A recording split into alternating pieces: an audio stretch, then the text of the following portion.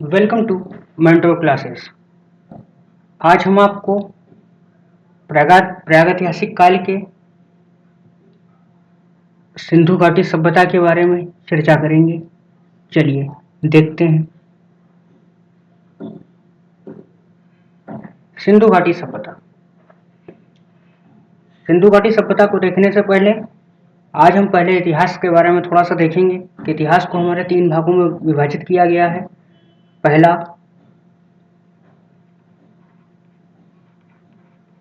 प्रागैतिहासिक काल, दूसरा आध ऐतिहासिक काल,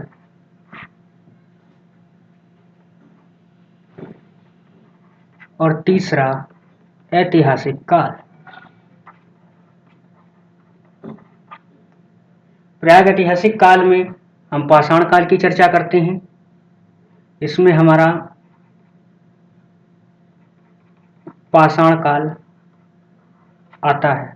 पाषाण काल से जैसे जैसे सभ्यता का विकास हुआ तो उसमें सबसे पहली सभ्यता हमारी जो थी वो भारत के परिप्रेक्ष्य में सिंधु घाटी सभ्यता थी, जो सिंधु नदी के किनारे विकसित हुई थी। इसकी चर्चा हम आधि ऐतिहासिक काल में करते हैं।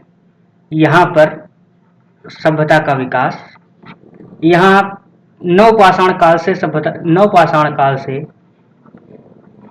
व्यक्ति स्थायी रूप से रहने लगा था और धीरे धीरे करके ये आधि ऐतिहासिक काल तक आते आते सभ्य हो चुका था और सभ्यता का विकास आरंभ हो गया था।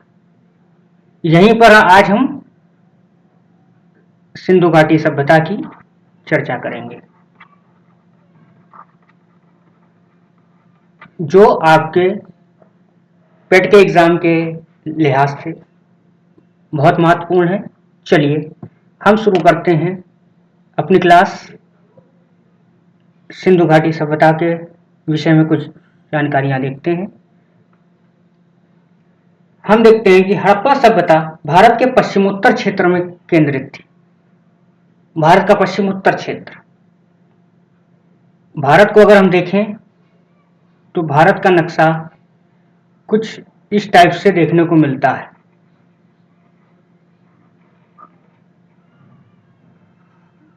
कुछ इस टाइप से देखने को मिलता है। तो भारत का पश्चिमोत्तर क्षेत्र हमारा जो आता है, ये यहाँ देखिए थोड़ा सा ऐसे करके, ऐसे ये थोड़ा सा ऐसे हो जाता है, मतलब ये पाकिस्तान का एरिया उसमें जुड़ा हुआ था। तो ये पश्चिमोत्तर क्षेत्र हमारा जो आता है वो आपका आता है पश्चिम ये क्षेत्र और उत्तर ये क्षेत्र। ये क्षेत्र मतलब सिंध नदी का क्षेत्र, जो वर्तमान में काफी हिस्सा हमारा पाकिस्तान में है। ये पश्चिमोत्तर क्षेत्र आता है। यहीं पर सर्वप्रथम हड़प्पा की खुदाई की गई थी, इसीलिए इसे हड़प्पा संस्कृति के नाम से भी जाना जाता है। और सिंधु सभ्यता को हम 3 नामों से जानते हैं। पहला तो सिंधु घाटी सभ्यता, जिसे आप देख ही रहे हैं। दूसरा सिंधु सभ्यता,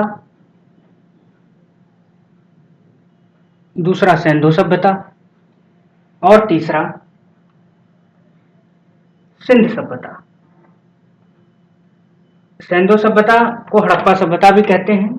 और हड़प्पा सभ्यता की खोज वर्ष 1921 में भारतीय पुरातत्व सर्वेक्षण विभाग के महानिदेशक सर जॉन मार्शल के निर्देशन में किसने की थी? राय बहादुर दयाराम साहनी जी ने की थी। तो आपके यहाँ प्रश्न बनता है कि हड़प्पा सभ्यता की खोज सर्वप्रथम किसने की थी? तो यहां पर आ जाएगा दयाराम साहनी। कब? 1921 में। किसके निर्देशन में? जॉन मार्शल के। ठीक, अब आगे देखते हैं। इस सभ्यता के अधिकांश स्थल सिंधु नदी के किनारे खोजे गए थे। अच्छा, आप देखिए, अधिकांश सभ्यताओं का विकास नदियों के किनारे ही क्यों हुआ है? उसका एक मुख्य रीजन था कि व्यक्ति को जीवन जीने के लिए दो ही चीजें चाहिए होती हैं, एक अन्न और एक जल। और जल का सबसे अच्छा स्रोत हमारे यहाँ सतत वाहिनी नदियां थीं, और सिंधु भी एक सतत वाहिनी नदी है जो कि हिमालय से निकलती है और वर्ष भर इसमें जल रहता है। इसी कारण सबसे पहले विकास सभ्यता का सिंधु नदी के किनारे हुआ, इसलिए सभ्यता का नाम, और नदी के नाम पर ही इसका नाम सिंधु घाटी सभ्यता रखा गया। इस सभ्यता के अंतर्गत पहली खोजा गया स्थल कौन सा था? तो इस सभ्यता के अंतर्गत पहला खोजा गया स्थल हड़प्पा था, इसलिए इसे हड़प्पा सभ्यता भी कहते हैं। अब आप लोग ये बताइए कि हड़प्पा कहाँ है? तो हड़प्पा है पाकिस्तान के पंजाब राज्य में। इसलिए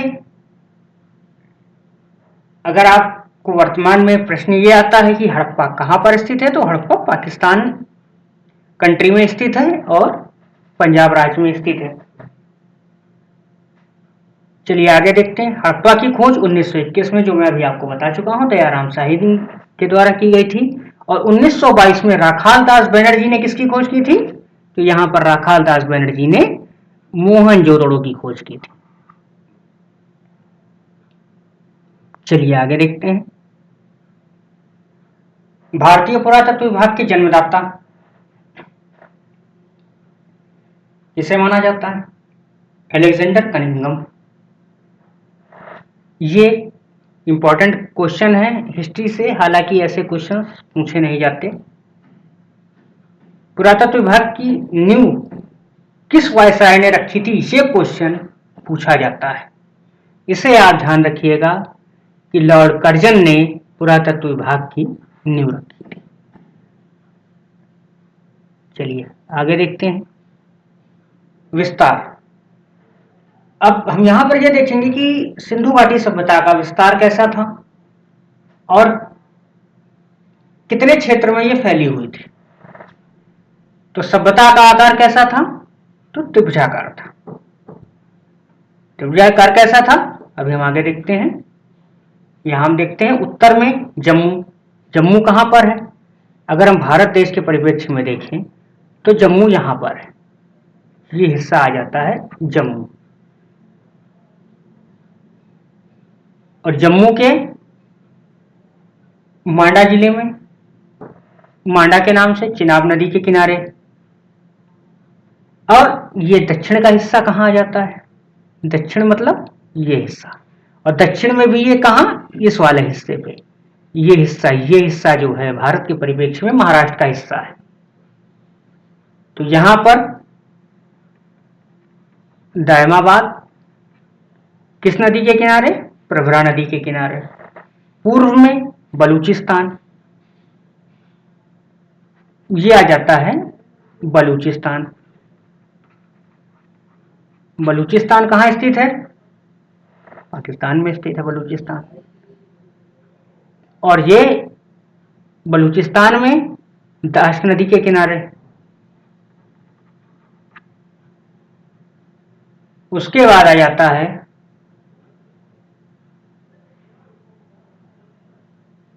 आलमगीरपुर पश्चिम में। ये बहुत इंपॉर्टेंट है आपके एग्जाम के लिहाज से। आलमगीरपुर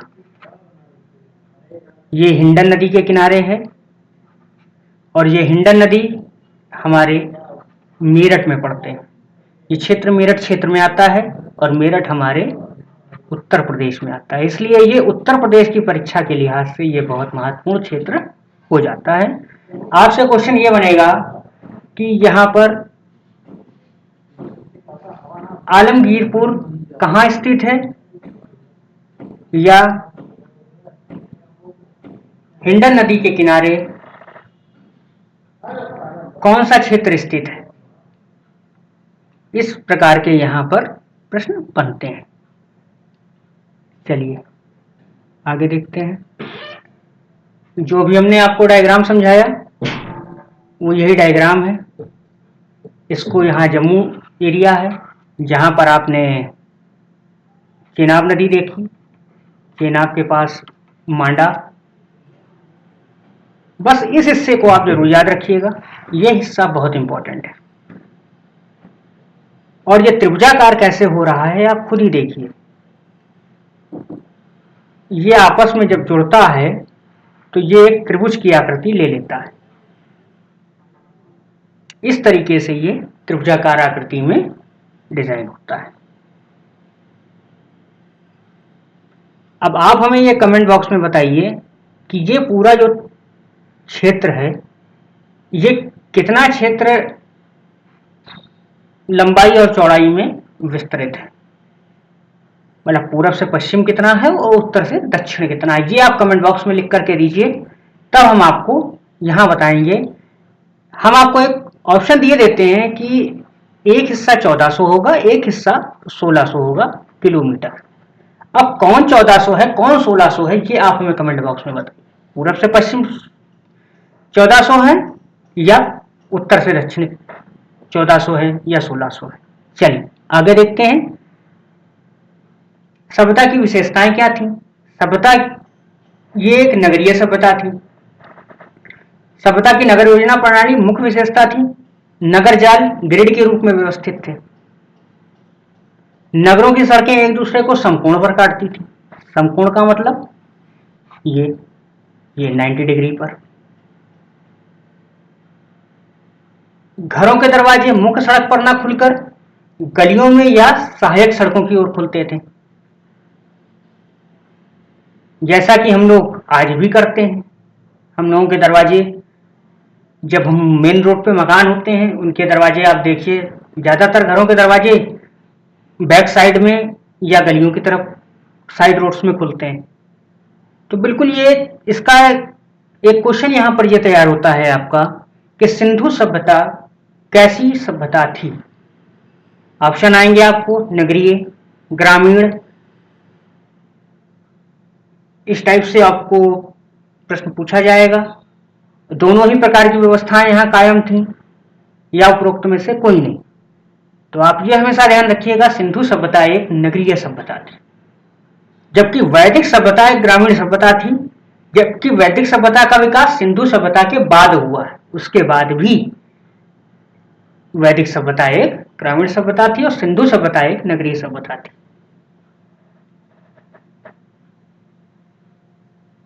यहां पर हम एक चीज और देखेंगे इंपॉर्टेंट, कि सिंधु सभ्यता के संस्थापक के संबंध में विभिन्न विद्वानों ने क्या विचार दिए हैं। तो देखिए, डॉक्टर लक्ष्मण स्वरूप ने इन्हें आर्य माना है। डॉक्टर लक्ष्मण स्वरूप ने आर्य माना है। गॉर्डन चाइल्ड और मॉर्टिमर व्हीलर ने इन्हें सुमेरियन माना है और राखाल दास बनर्जी ने इन्हें द्रविड़ माना है। राखाल दास बनर्जी,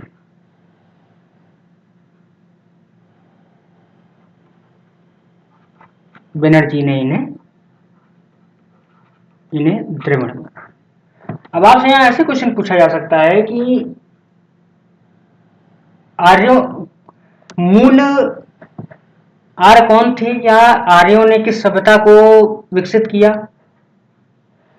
किस सभ्यता के संस्थापक थे। या आपको 4 ऑप्शन दे दिए जाएंगे और पूछा जाएगा सिंधु सभ्यता का संस्थापक कौन है, और राइटर का नाम दे दिया जाएगा कि डॉक्टर लक्ष्मण स्वरूप ने किसे माना है, राखाल दास बनर्जी ने किसे माना है, या हमारे गॉर्डन चाइल्ड ने किसे माना है। इस तरीके से प्रश्न बनता है, जो आपके पेट के एग्जाम के लिए बहुत इंपॉर्टेंट है। इसको आप ध्यान रखिएगा। चलिए आगे देखते हैं। इसी क्रम में सिंधु सभ्यता मात्र सत्तात्मक सत्ता थी। वर्तमान में हमारी सत्ता कौन सी है, पितृसत्तात्मक।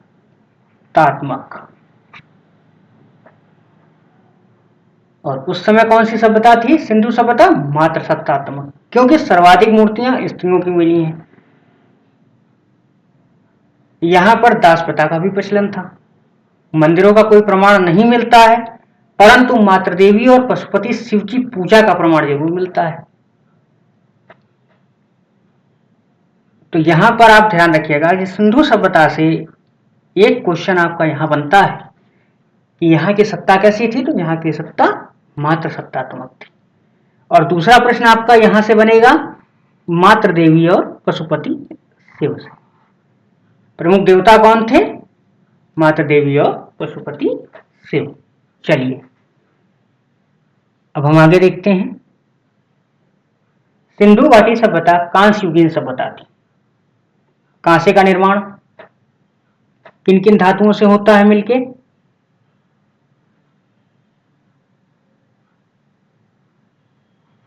तांबा और टिन।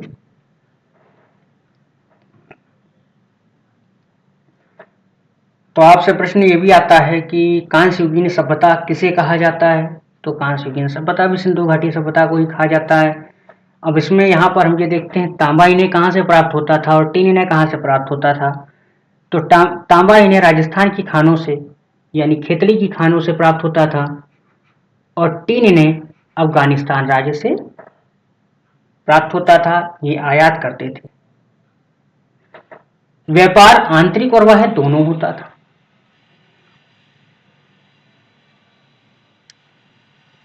ये इंपॉर्टेंट है। व्यापार प्रणाली कैसी थी कि आंतरिक और बाह्य दोनों होता था। व्यापार व्यवस्था कैसी थी? विनिमय के माध्यम से व्यापार होता था। व्यापार का माध्यम क्या था? विनिमय, मतलब वस्तुओं के आदान प्रदान से ही व्यापार होता था। कोई ऐसी मुद्रा प्रणाली या मुद्रा व्यवस्था नहीं थी जिसके माध्यम से व्यापार का लेन देन किया जा सके। सिंधु सभ्यता और मेसोपोटामिया के मध्य व्यापार उन्नत अवस्था में था। इसका अभिलेखीय साक्ष्य भी मिलता है। चलिए आगे देखते हैं। इस सभ्यता की अधिकांश मुहरें सेलखड़ी की बनी हुई थी। इनका आकार चौकोर होता था। इस सभ्यता की लिपि चित्राक्षर पिक्टोग्राफ है। इस लिपि में कुल 400 से 500 अक्षर हैं। इस लिपि को अभी तक नहीं पढ़ा जा सका है। इस लिपि को दाईं से बाईं ओर लिखा जाता था। इस सभ्यता में सफाई पर विशेष ध्यान दिया जाता था। नालियों को पत्थर से ढका जाता था। चलिए देखते हैं। इस सभ्यता की अधिकांश मुहरें सेलखड़ी की थी। ठीक, ये क्वेश्चन आपसे परीक्षाओं में नहीं पूछा जाता है। परीक्षाओं में पूछने वाला प्रश्न क्या है कि सिंधु सभ्यता की लिपि कैसी थी? तो चित्राक्षर थे, पिक्टोग्राफ हुआ करते थे। तो इसे हम लोग यहाँ पर प्रश्न आपका आता है कि भाव चित्रात्मक,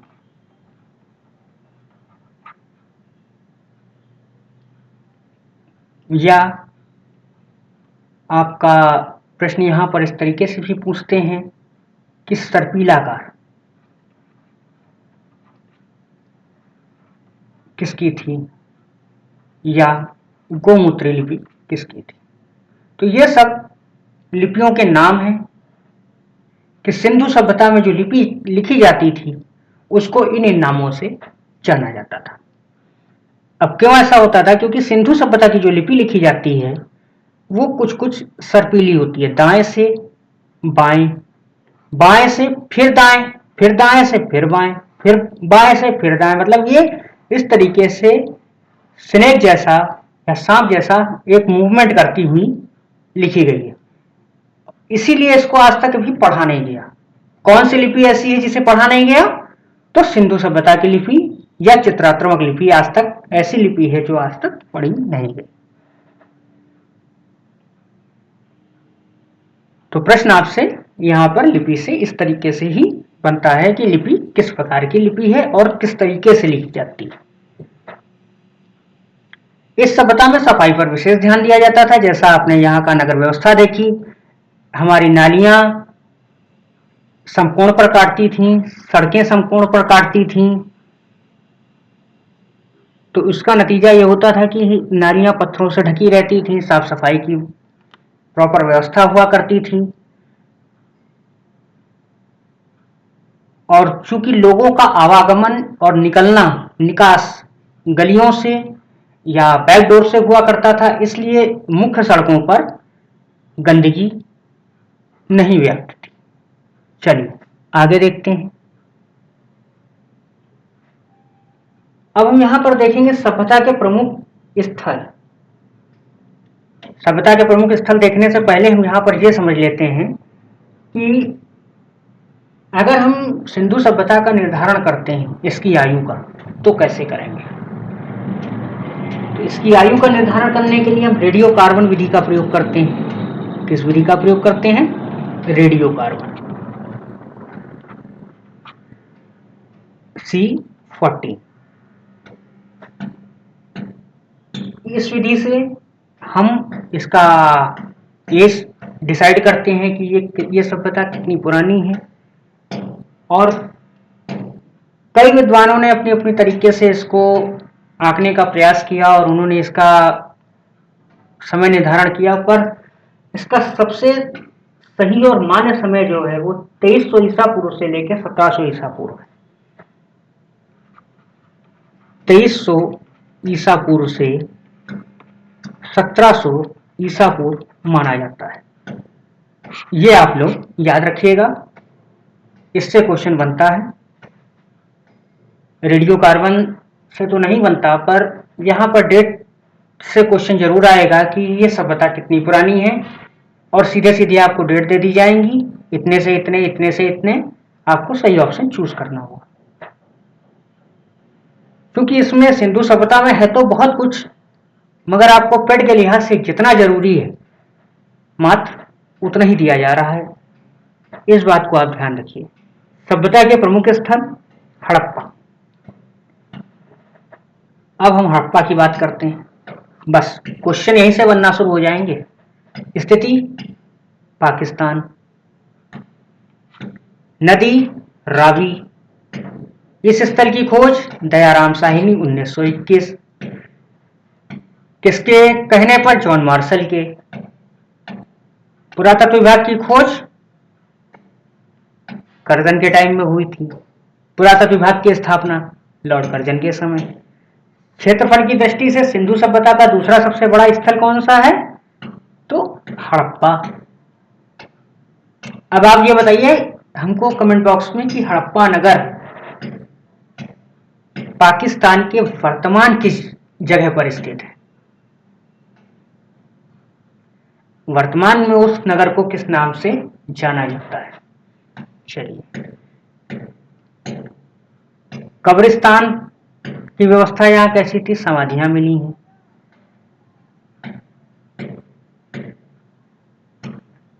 अब यहां पर जो समाधियों का जो आकार है वो कैसा है? ऐसा आकार का है। ये चीज इंपॉर्टेंट है आरओ यारो के लिए।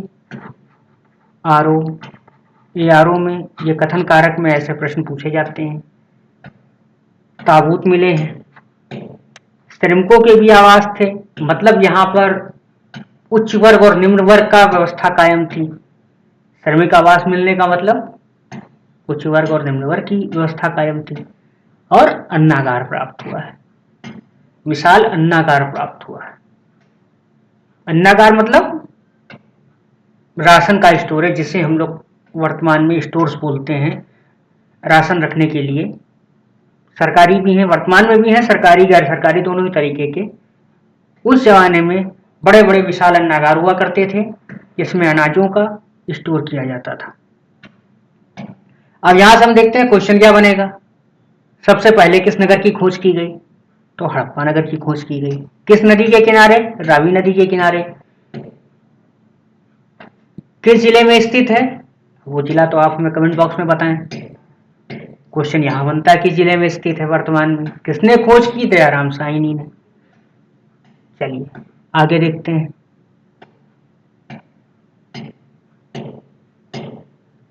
मोहनजोदड़ो।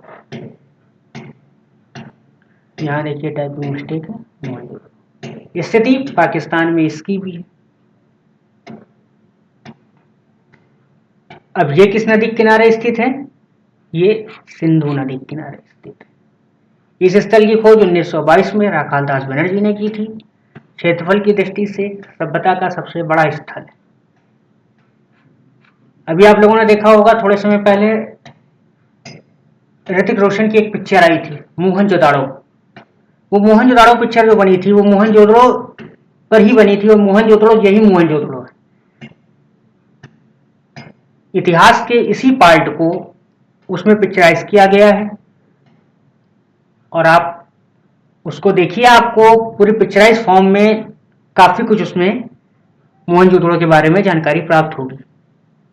कभी कभी आप लोग पिक्चर वगैरह भी देखिए, ये इम्पोर्टेंट होता है। कुछ नॉलेजेबल मूवीज हैं जो इस टाइप से बताती हैं कि हाँ हमारी हिस्ट्री में क्या है। हिस्ट्री से बहुत सी पिक्चरें बनी हैं। मोहनजोदाड़ो का अर्थ है प्रेतों का टीला या मृतकों का टीला।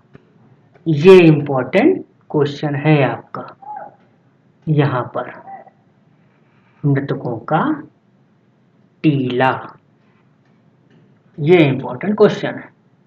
ये क्वेश्चन आपका बनेगा यहां पर कि प्रेतों का टीला या मृतकों का टीला किस नगर को बोला जाता था।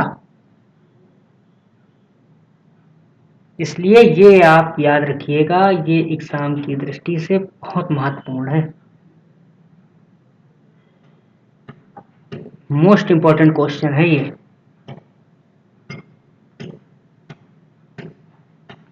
मोहनजोदड़ो को सिंधु का पाक भी कहते थे और ये सबसे विकसित और सबसे समृद्ध नगर हुआ करता था मोहनजोदड़ो, सिंधु घाटी सभ्यता का। मोहनजोदड़ो में कुषाण काल का एक स्तूप निर्मित है। ये इंपॉर्टेंट क्वेश्चन है कि किस काल का स्तूप निर्मित है, तो कुषाण काल का। ये क्वेश्चन आपका आरओ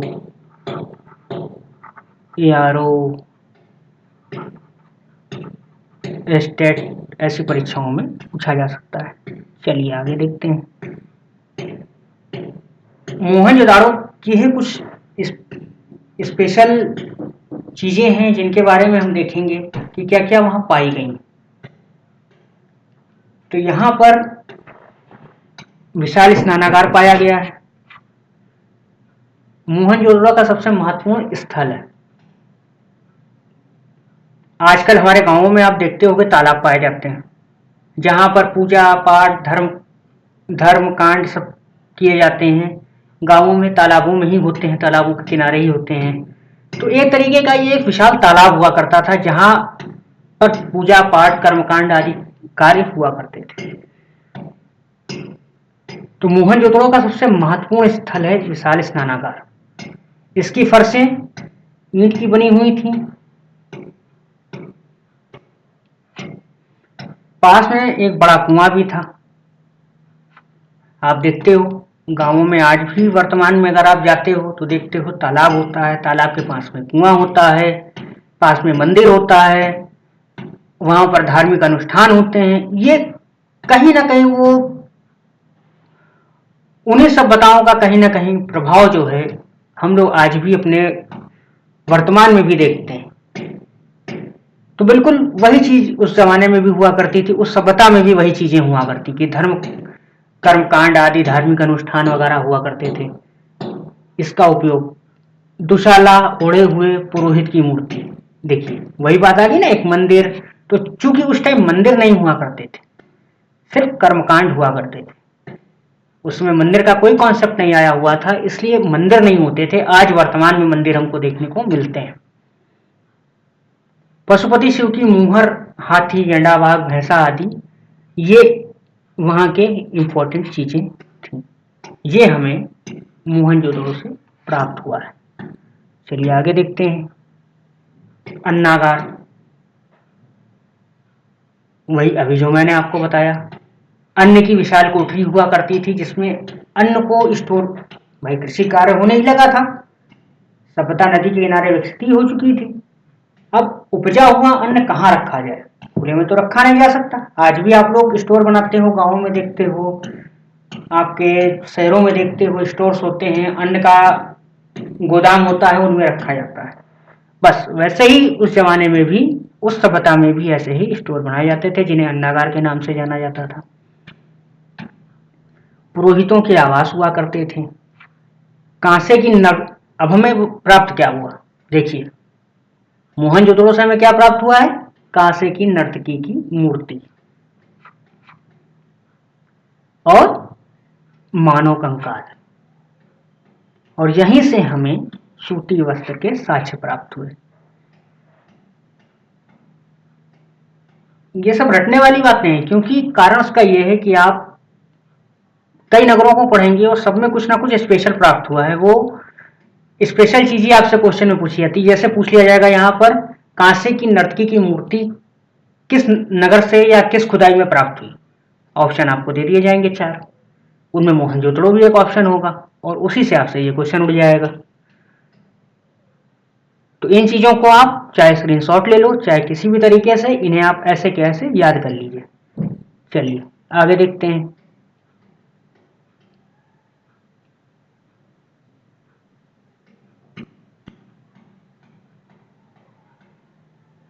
चलिए स्लाइड देखिए, थोड़ा सा ऊपर चली गई है।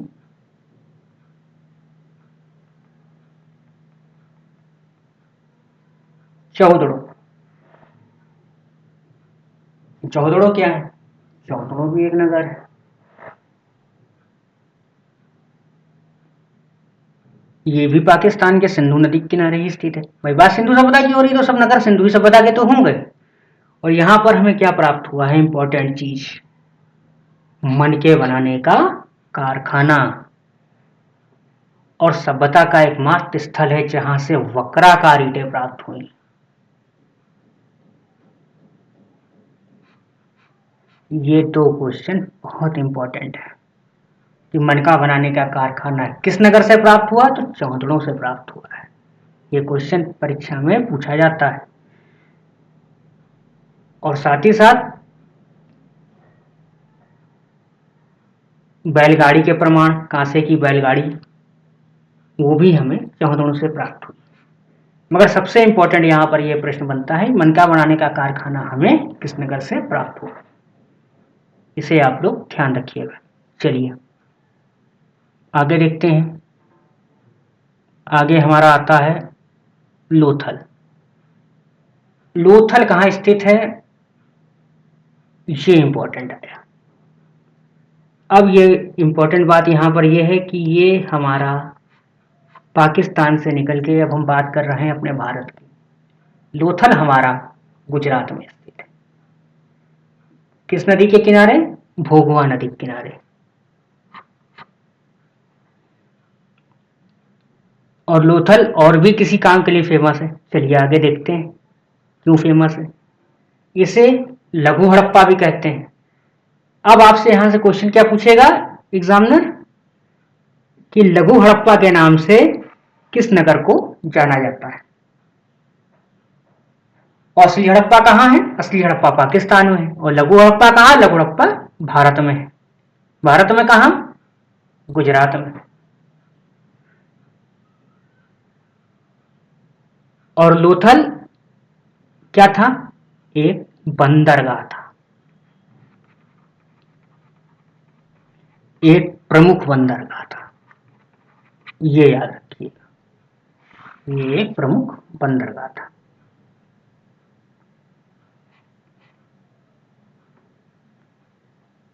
यहां पर लोथल में हमें युगल समाधान मिला है, यानी एक साथ स्त्री और पुरुष को एक साथ दफनाया गया था। अग्नि वेदिकाएं मिली हैं, हवन आदि के प्रमाण मिलते हैं। आटा पीसने की चक्की मिली है, 2 पाटे। आजकल हम लोग वर्तमान में भी देखते हैं कि आटा पीसने के लिए हम आटा चक्की में 2 पत्थर लगाते हैं, उन्हीं के बीच में गेहूं जाता है और पीस करके बाहर आता है। उस सभ्यता में भी वही टेक्नोलॉजी यूज होती थी, बस फर्क इतना आया, उस जमाने में जो काम हाथ से हुआ करता था वो काम अब हमारी मशीनें करने लग गई। चावल के प्रमाण यहाँ से मिले हैं। इंपॉर्टेंट क्वेश्चन, चावल के प्रमाण कहाँ से मिले हैं, तो चावल के प्रमाण हमें लोथल से मिले हैं। रंगाई कुंड यही था, पेंटिंग का कार्य भी होने लगा था। और मेसोपोटामिया की मुहरें भी हमें यहां से प्राप्त हुई। अब यहां आप लोग ये देखिए, मेसोपोटामिया का नाम आया है, तो सबसे पुरानी सभ्यता कौन सी थी? मेसोपोटामिया की। मेसोपोटामिया सबसे पुरानी सभ्यता है। इसके बाद मिस्र, मिस्र की सभ्यता, और फिर सिंधु सभ्यता का नाम आता है। चलिए आगे देखते हैं। अगला नगर हमारा आता है कालीबंगा। कहाँ स्थित है? भारत में स्थित है। भारत के किस नगर में, किस राज्य में? राजस्थान। किस नदी में? घग्गर नदी में। अब आप देखिए, ज्यादातर सिंधु क्षेत्र के जो नगर हैं हमारे राजस्थान राज्य में क्यों स्थित है? क्योंकि ये क्षेत्र जो है भारत का, ये राजस्थान वाला क्षेत्र जो है, ये सिंधु नदी हमारी कहाँ है? ये सिंधु नदी हमारी ये राजस्थान के क्षेत्र के पास से होकर गुजरती है। तो ज्यादातर आपको सिंधु के नगर आपको राजस्थान क्षेत्र में मिलेंगे। कालीबंगा का अर्थ है काले रंग की चूड़ियां। ये मोस्ट इंपॉर्टेंट क्वेश्चन है आपका, पीसीएस प्री में ये क्वेश्चन पूछ लिया जाता है। जुटे हुए खेत के साक्ष्य हमें कालीबंगा से मिले हैं। चूड़ियों के साक्ष्य हमें कालीबंगा से मिले हैं। अग्निकुंड या अग्निवेदिकाएं भी हमें कालीबंगा से मिली हैं। और शल्य क्रिया के साक्ष्य, ये इंपॉर्टेंट है, मोस्ट इंपॉर्टेंट। क्यों? क्योंकि अभी तक हम लोगों को कहीं पर मेडिकल से रिलेटेड कोई साक्ष्य नहीं मिल रहा था, और यहां पर मेडिकल से रिलेटेड पहला साक्ष्य ऑपरेशन, यहां ऑपरेशन का साक्ष्य मिला है, यानी शल्य क्रिया हुई। और यहां के मकान कच्ची ईंटों के बने थे। ये एक इंपॉर्टेंट क्वेश्चन बनता है। चलिए आगे देखते हैं।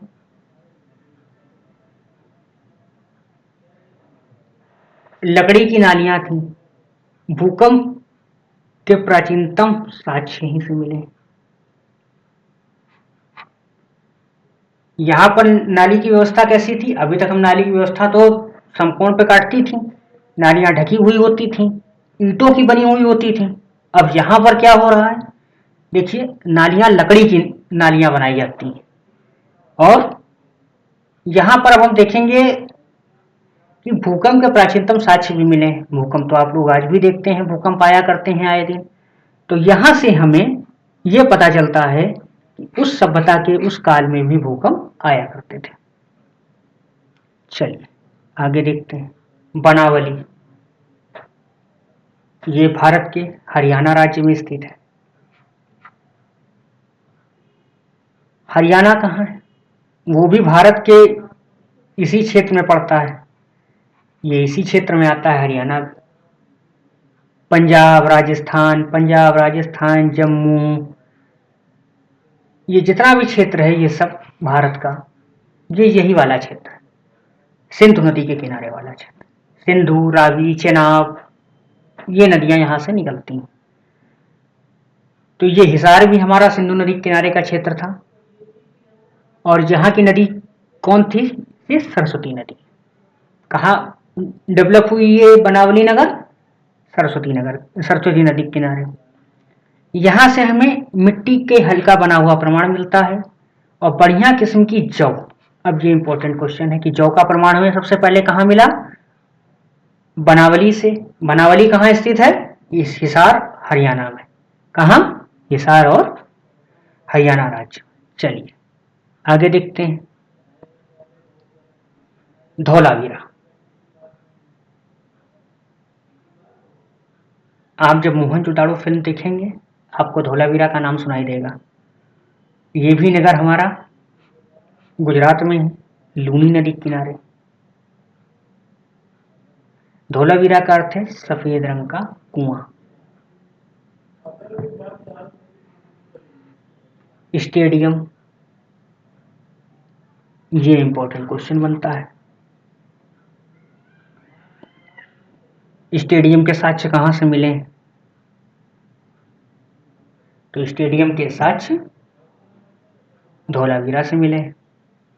साइन बोर्ड नगर के मुख्य द्वार पर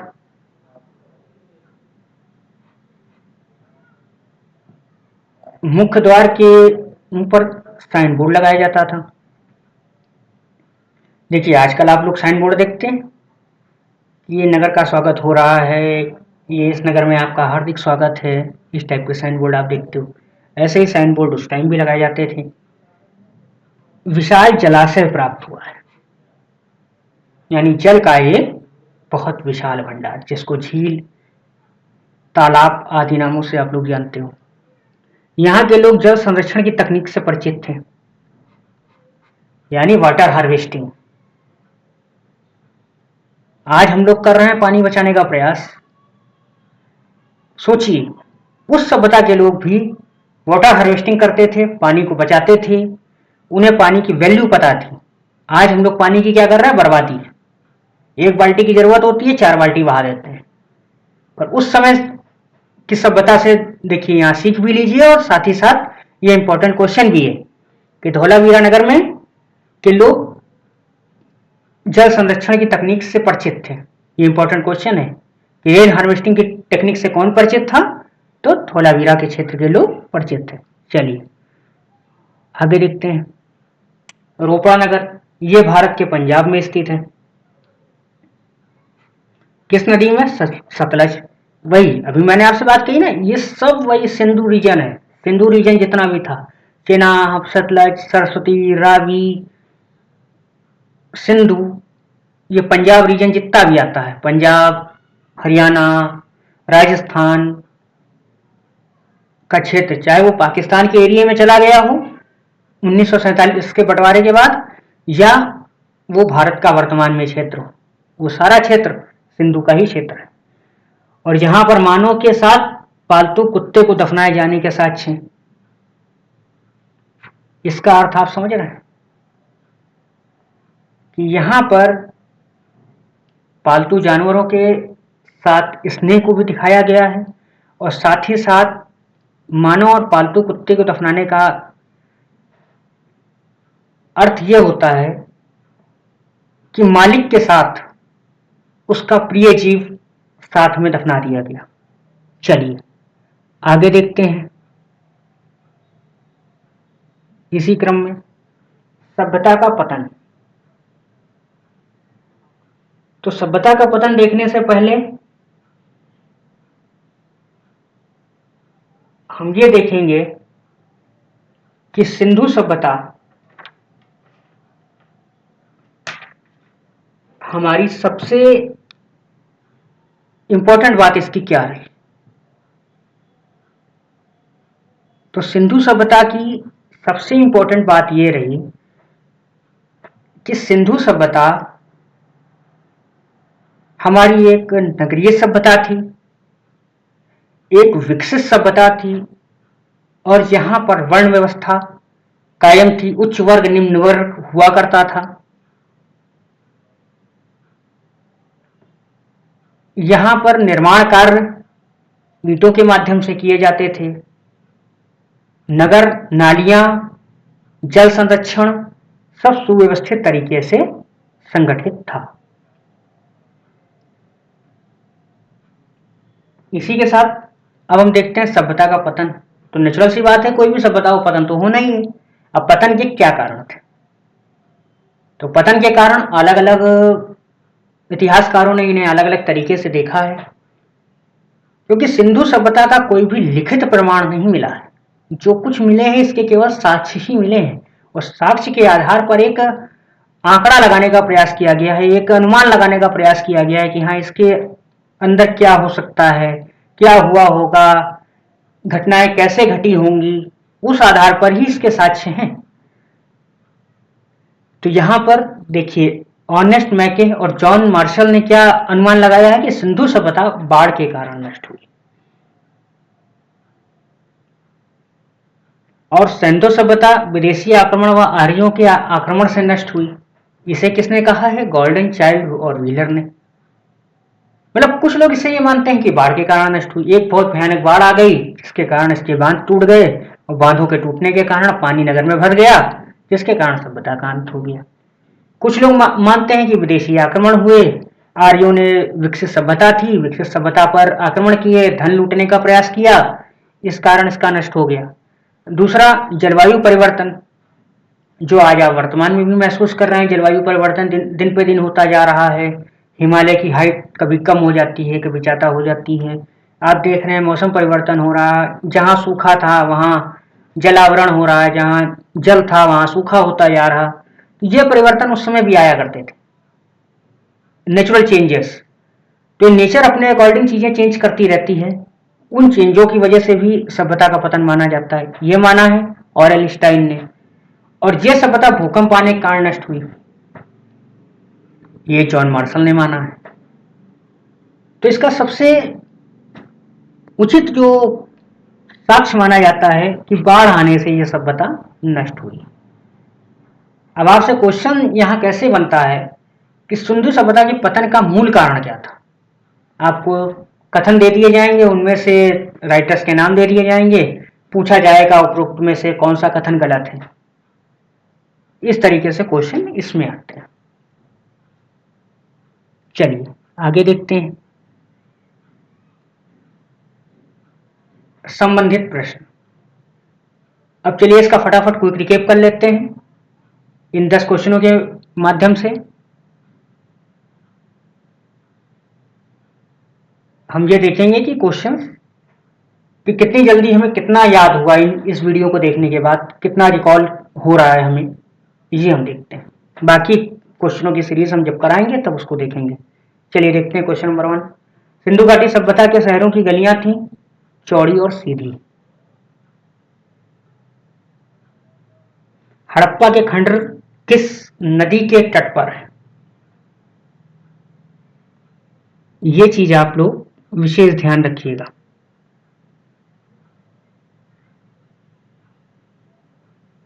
सिंधु घाटी सभ्यता की लिपि कौन सी थी, यहां अज्ञात लिखा है। आपको यहां पर चित्रात्मक या भाव चित्रात्मक लिखा हुआ मिल सकता है, तो वो भी सही माना जाएगा, क्योंकि यहां की लिपि पढ़ी नहीं जा सकी है इसलिए अज्ञात है। पर लिपि है और चित्रात्मक लिपि है, और 400 से 500 चिन्ह इस लिपि में मिलते हैं। मोहनजोदड़ो का सबसे बड़ा भवन कौन सा था,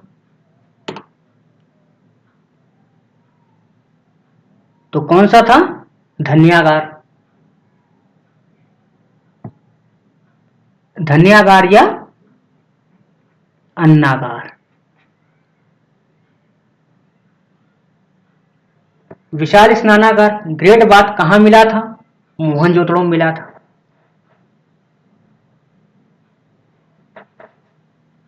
सिंधु घाटी के लोग किस एक महत्वपूर्ण रचना, कौन सी मूर्ति थी, नृत्य करती हुई बालिका। यानी एक सिंधु घाटी के लोगों को एक महत्वपूर्ण रचना कौन सी मूर्ति की मिली थी, जो अभी बताया है, कांसे की नर्तकी की मूर्ति। उसी को शब्दों में परिवर्तन कर दिया, बस आप लोग यही ट्रैप हो जाओगे कि नृत्य करती हुई बालिका कहां मिली थी, वो तो नर्तकी की मूर्ति मिली थी। तो इस तरीके से वर्ड्स को भी आप लोग ध्यान दीजिएगा। एग्जामिनर कभी कभी वर्ड्स को भी घुमा करके क्वेश्चन देता है। मातृ देवी की पूजा संबंधी थी सिंधु घाटी सभ्यता के साथ। मातृ देवी के साथ कौन एक देवता यहां समाहित थे,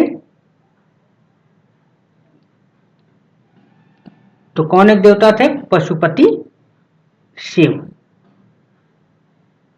कौन देवता, तो पशुपति शिव। इन्हें भी आप ध्यान रखिएगा। और सत्ता कौन सी थी, मात्र सत्तात्मक सत्ता थी। वर्तमान में कौन सी सत्ता है, हम लोग जिस युग में जी रहे हैं, पितृसत्तात्मक सत्ता है। सिंधु घाटी सभ्यता का पतन नगर बंदरगाह कौन सा था, लोथल। ये बहुत इंपॉर्टेंट क्वेश्चन है आपका। कि सिंधु सभ्यता में बंदरगाह कहाँ पाया गया, तो लोथल में पाया गया। सिंधु अर्थव्यवस्था की ताकत क्या थी, ये भी दूसरा क्वेश्चन, कृषि। अब आता है अगला क्वेश्चन, यहां पर आप इसे सुमेलित कीजिए। इसका उत्तर आप हमें कमेंट बॉक्स में दीजिए, हम अगले वीडियो में इसका उत्तर आपको देंगे। मोहनजोदड़ो से हमें क्या प्राप्त हुआ है, हड़प्पा से हमें क्या प्राप्त हुआ है, कालीबंगा से क्या और लोथल से क्या। इसे आप मैच कराइए और इसका उत्तर में कमेंट बॉक्स में दीजिए। इसी के साथ ये वीडियो यहीं समाप्त होता है। अगले वीडियो में फिर हाजिर होंगे। हमारे चैनल को सब्सक्राइब करिए, लाइक करिए। ये हमारा व्हाट्सएप नंबर है, कोई भी अगर आपको क्वेरी करनी हो तो इस नंबर पर कांटेक्ट कीजिए। और ये हमारा यूट्यूब चैनल का लिंक है, इस पर आप जाके चैनल को देखिए, इस पर आपको वीडियोस मिलेंगे। और ये हमारा टेलीग्राम लिंक है, इस लिंक पर आपको इसकी पीडीएफ प्रोवाइड करा दी जाएगी। आप इसको पढ़िए और जो भी कमियां लगती हों आप हमें बताइए, आपकी क्वेरीज को दूर किया जाएगा, सभी प्रॉब्लमों को सॉल्व किया जाएगा। इसी के साथ धन्यवाद, थैंक्स फॉर वॉचिंग।